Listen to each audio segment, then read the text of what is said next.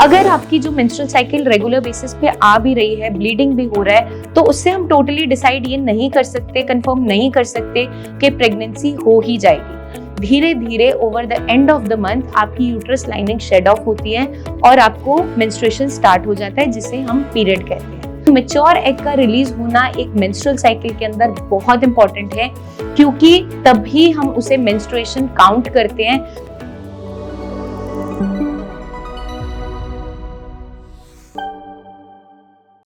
Hello everyone, मैं doctor प्रगति गुप्ता और आज इस वीडियो में हम जानने वाले हैं फीमेल्स में अगर पीरियड्स रेगुलर भी आ रहे हैं, मंथली आपको ब्लीडिंग भी हो रहा है, लेकिन फिर भी कंसीव नहीं हो पा रहा, प्रेगनेंसी नहीं हो पा रही, तो इसके पीछे क्या क्या कारण जुड़े हुए हो सकते हैं। अगर आपकी जो मेंस्ट्रुअल साइकिल रेगुलर बेसिस पे आ भी रही है, ब्लीडिंग भी हो रहा है, तो उससे हम टोटली डिसाइड ये नहीं कर सकते, कंफर्म नहीं कर सकते कि प्रेगनेंसी हो ही जाएगी, क्योंकि जो आपकी साइकिल आ रही है आपको नहीं पता कि वो अनओव्यूलेटरी साइकिल तो नहीं है। उसके बारे में हम कैसे समझ पाएंगे कि अनओव्यूलेटरी साइकिल बेसिकली होता क्या है। जो आपका नॉर्मल मेंस्ट्रुअल साइकिल होता है वो 21 to 35 डेज के बीच में काउंट होता है। इसके बीच में डिफरेंट फेजेस आते हैं। शुरुआत का जो आपका फेज होता है उसके अंदर ब्लीडिंग होता है, उसके बाद 4 से 5 दिन की जो आपकी ब्लीडिंग हुई, ब्लीडिंग ओवर हुआ, उसके बाद 8th to 9th डे के बीच में और आपका टिल 14th डे का जो फेज है वो सबसे ज्यादा फर्टाइल विंडो माना जाता है, क्योंकि 14th डे पे आपका ओव्यूलेशन होता है, स्पेशली जिनकी साइकिल्स रेगुलर रहती है। तो अब 12th to 14th डे ये वेरी कर सकता है डिफरेंट फीमेल्स में, क्योंकि आपकी ड्यूरेशन ऑफ साइकिल थोड़ी अंतर के अंदर रहती है। अब होता क्या है कि 14th डे जो हम ओव्यूलेशन फेज मानते हैं, उस दौरान क्या होता है, आपकी ओवरी एक एग को रिलीज करती है, एक मैच्योर एग को रिलीज करती है जो रेडी होता है फर्टिलाइजेशन के लिए। ड्यूरिंग दैट फेज अगर इंटरकोर्स होता है और स्पर्म रिलीज होता है और स्पर्म आपकी बॉडी तक पहुंचता है, यूट्रस में जाकर, आपके फैलोपियन ट्यूब्स में जाकर अगर फर्टिलाइजेशन होती है, अगर वहां पे फर्टिलाइजेशन हो जाता है तो प्रेगनेंसी सस्टेन कर जाती है, तो आगे चलकर आपको पीरियड्स 9 मंथ्स के लिए नहीं आते।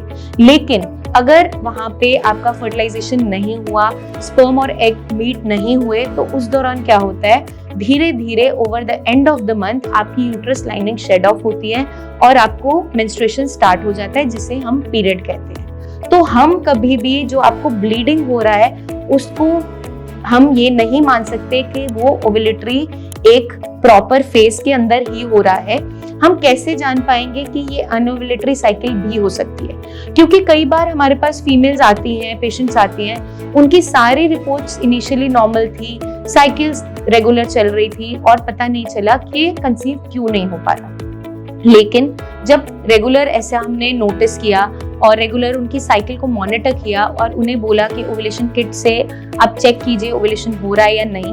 ओव्यूलेशन किट हम 100% रिलायबल नहीं हो सकते उस पर, बट एक वो क्राइटेरिया है जिससे आप चेक कर सकते हो कि प्रॉपर तरीके से ओव्यूलेशन हो रहा है या नहीं हो रहा है। बट अगर उसके दौरान भी हमें पता नहीं चल पा रहा होता है तो आप एक अल्ट्रासाउंड होल एब्डोमेन करवा सकते हैं, अपना हार्मोनल एसे आप करवा सकते हैं, ब्लड टेस्ट करवा सकते हैं, जिसके अंदर आप AMH का टेस्ट करवाएंगे, FSH का करवाएंगे, LH हो गया, प्रोलैक्टिन हो गया, थायराइड हार्मोन्स हो गया। अगर ये सारे हार्मोन्स बैलेंस में हैं then it is fine, but अगर इन हार्मोन्स में कोई भी इम्बैलेंस आ रहा है तो वहां पर आपकी अनओव्यूलेटरी साइकिल हो सकती है। मतलब कि जो फॉलिकल्स बन रही है वो मैच्योर नहीं हो रही और जो वो एग रिलीज करना चाह रही है मैच्योर एग, वो इमेच्योर एग रिलीज हो रहा है या फिर कभी कभार एग रिलीज हो ही नहीं रहा। तो मैच्योर एग का रिलीज होना एक मेंस्ट्रुअल साइकिल के अंदर बहुत इंपॉर्टेंट है, क्योंकि तभी हम उसे मेंस्ट्रुएशन काउंट करते हैं जब आपका एग रिलीज होता है। तो अगर आपको फिर भी यूट्रस से ब्लीडिंग हो रहा है, हर मंथ हो रहा है, कभी लेट आ रहा है, कभी पहले आ रहा है, या फिर कुछ दिनों के लिए हल्का आ रहा है या बहुत हेवी आ रहा है, तो इसे हम ये नहीं मानेंगे कि वो मेंस्ट्रुएशन है।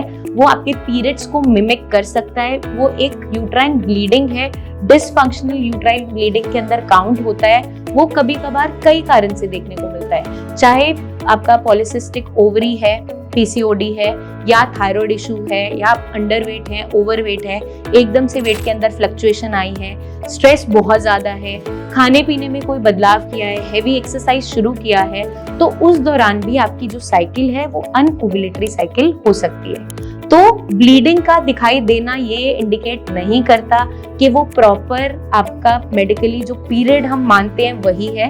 वो एक आपकी यूट्राइन ब्लीडिंग जो है वो हो सकती है जो अनओव्यूलेटरी इन नेचर है, मतलब ओव्यूलेशन ठीक से हो ही नहीं रहा। अब उस दौरान हमें क्या साइंस देखने को मिलते हैं ओव्यूलेशन जब हो रहा होता है? आपका जो बेसल बॉडी टेम्परेचर है उसमें चेंजेस मिलते हैं। बॉडी टेम्परेचर कंपैरेटिवली हाई होता है फीमेल्स का ओव्यूलेटरी फेज के अंदर, लिबिडो हाई होता है, और उस दौरान आपका जो सर्वाइकल म्यूकस है वो एग वाइट की तरह जो उसका नेचर है वैसा होता है, उतना ही विस्कस, उतना ही थिन, वैसा ही होता है। बट अगर ऐसा कुछ भी नहीं हो रहा तो वो प्रॉपर ओव्यूलेशन में काउंट नहीं होता।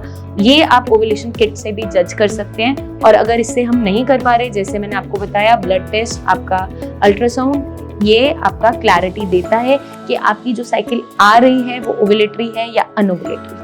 तो मैं उम्मीद करती हूँ ये वीडियो आपको काफी हद तक समझने में, जानने में मदद कर गई होगी कि अगर आपको ब्लीडिंग हो रहा है, रेगुलर मंथली ब्लीडिंग हो भी रहा है, फिर भी आप कंसीव नहीं कर पा रहे, तो इट्स टाइम कि आपको चेक करवाने की जरूरत है, डॉक्टर से मिलने की जरूरत है कि ऐसा क्यों हो रहा है, कोई हार्मोनल इश्यूज तो नहीं बन रहे हैं जिसके कारण से आप कंसीव नहीं कर पा रही हैं। जल्दी हम आपसे फिर मिलेंगे, बहुत सी इन्फॉर्मेशन और शेयर करते रहेंगे। कोई भी डाउट्स हो, क्वेश्चंस हो, जरूर पूछिए, कमेंट करके आप पूछ सकते हैं, या नीचे दिए हुए नंबर्स पर हमारे टीम ऑफ डॉक्टर से कंसल्टेशन भी ले सकते हैं। तब तक के लिए अपना खास ध्यान रखिएगा एंड टेक केयर।